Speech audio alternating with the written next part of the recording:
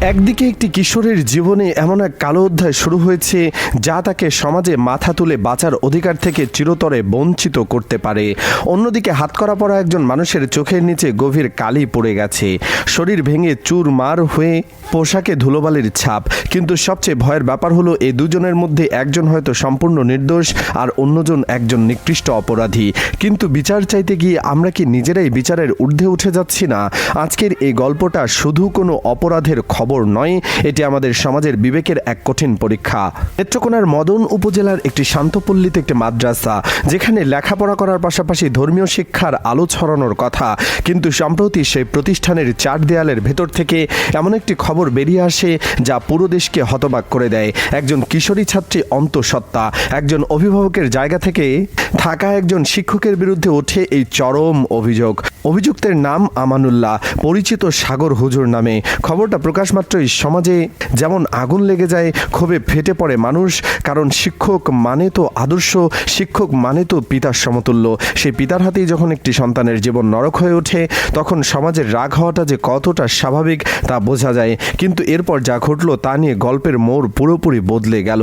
Police অভিযুক্ত এই শিক্ষককে গ্রেফতার করে নিয়ে যায় তদন্তের জন্য। শুরু হয় 3 দিনের রিমান্ড। কিন্তু যখন 3 দিন পর সেই শিক্ষককে আদালতে হাজির করা হলো, তখন যা দেখা গেল তা দেখে উপস্থিত সবাই শিউরে উঠল। ওই হুজুরের শারীরিক অবস্থা যেন ধ্বংসস্তূপের মতো। হাঁটতে গেলে দম বন্ধ হয়ে আসছে, চোখের নিচে কালি পড়ে গেছে, মুখশ্রী একেবারে বিধ্বস্ত। পুলিশের পক্ষ থেকে বলা হচ্ছে তাকে সতর্কতার সাথে জিজ্ঞাসাবাদ করা হয়েছে। কিন্তু ওই শিক্ষকের এ ভাঙা চেহারা দেখে মানুষের মনে প্রথম প্রশ্নটাই উঠল, রিমান্ডে তার সাথে ঠিক কী করা হয়েছে? আমাদের আইন শুধু অপরাধীকে শাস্তি দেওয়ার জন্য আছে, নাকি নির্দোষ সন্দেহভাজনকেও শারীরিকভাবে ভেঙে ফেলার জন্য? এখানে উঠে আসে সবচেয়ে কঠিন সত্যটা। 3 দিনের রিমান্ডে ওই শিক্ষক একটা কথাই বলে গেছেন, তিনি নির্দোষ। তার মুখ থেকে একটি শব্দ স্বীকারোক্তি হিসাবে বের করা যায়নি। একজন অপরাধী যখন ফাঁসির মুখোমুখি হয়, তখন সে অনেক সময় ভেঙে পড়ে। কিন্তু ওই শিক্ষক যদি সত্যি নির্দোষ হন, তবে কি 3 দিনের জেরায় তিনি মুখ খুলতেন না? নাকি সত্যিই তিনি নির্দোষ এবং প্রশাসনে কোনো একটা স্বীকারোক্তি আদায় করতে ব্যর্থ হয়েছে? এই প্রশ্নটা এখন পুরো দেশে ঝড়ের গতিবেগে ছড়িয়ে পড়েছে। আদালতে পুলিশ ডিএনএ পরীক্ষার আবেদন জানায়। বিচারক সেই আবেদন মঞ্জুর করে শিক্ষককে কারাগারে পাঠানোর নির্দেশ দেন। ঠিক এই মুহূর্তে থেকে দেশজুড়ে শুরু হয় এক ভিন্ন ধারার আলোচনা। সোশ্যাল মিডিয়া মানুষ এখন 2 ভাগে বিভক্ত। একদল বলছে মেয়েটির জীবন নষ্ট হয়ে গেছে, এমন পৈশাচিক কাজ করা শিক্ষককে যে কোনো মূল্যে শাস্তি পাওয়া উচিত। তাদের যুক্তি, ডিএনএ রিপোর্ট আসুক, তার আগে তাকে জেলে পোস্তে দাও। কিন্তু অন্য দলের কথাগুলো কিন্তু আমাদের আইনি ব্যবস্থাকে চরমভাবে প্রশ্নবিদ্ধ করছে। তারা বলছে একজন মানুষ যখন নিজেকে নির্দোষ দাবি করছে, যখন তার মুখ থেকে কথা বের করা যাচ্ছে না, তখন কোনো বৈজ্ঞানিক প্রমাণ ছাড়া তাকে জামিন না দিয়ে কারাগারে পাঠানোটা কি আমাদের সভ্যতার আইনের মাপকাঠিতে ন্যায় কোনো কাজ হয়েছে? একজন সাধারণ নাগরিকের মানবিক অধিকার কি অপরাধের অভিযোগ ওঠার সাথে সাথে বাতিল হয়ে যায়? আমাদের সংবিধানে স্পষ্ট করা আছে, একটি অপরাধ প্রমাণ হওয়ার আগ পর্যন্ত যে কেউ নির্দোষ বলেই ধরা হয়। কিন্তু বাস্তবতা কিন্তু এর ঠিক উল্টো। অভিযোগ ওঠার সাথে সাথেই সমাজ রায় দিয়ে দেয়, আর প্রশাসন সেই সামাজিক চাপের কাছে নতি স্বীকার করে করুণ অবস্থার সৃষ্টি করে।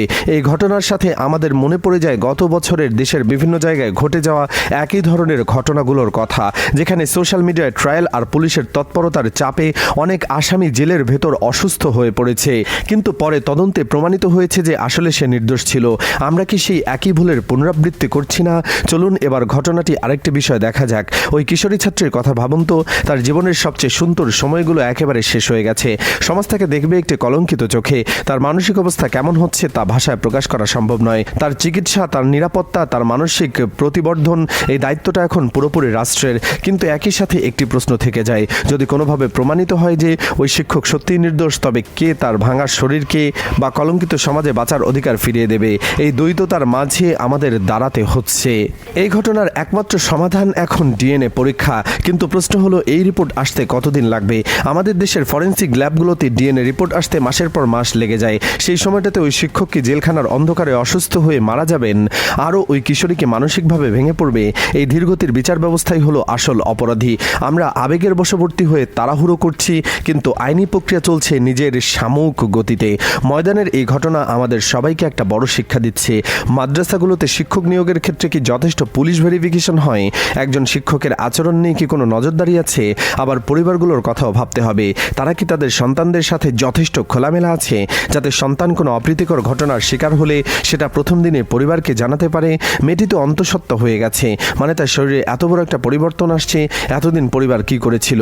এই সব প্রশ্নের উত্তর খুঁজতে হবে আমাদের সবাইকে। যদি এই শিক্ষক সত্যি দোষী হয়, তবে তার শাস্তি হওয়া উচিত, যা ভবিষ্যতে কোনো শিক্ষককে এমন ঘৃণ্য কাজের সাহস না দেয়। আর যদি সত্যি সে নির্দোষ হয়, তবে এই ঘটনা যেন তার জীবনের শেষ না হয়ে যায়, সেদিকেও তাকাতে হবে রাষ্ট্রকে। কিন্তু সবচেয়ে বেশি যে প্রশ্নটা কারে, তাহলে আমরা কি আসলেই বিচার চাই, নাকি আমরা শুধু একটা প্রহসনের অপেক্ষা করছি যেখানে আবেগ জিতবে, আইন হারবে?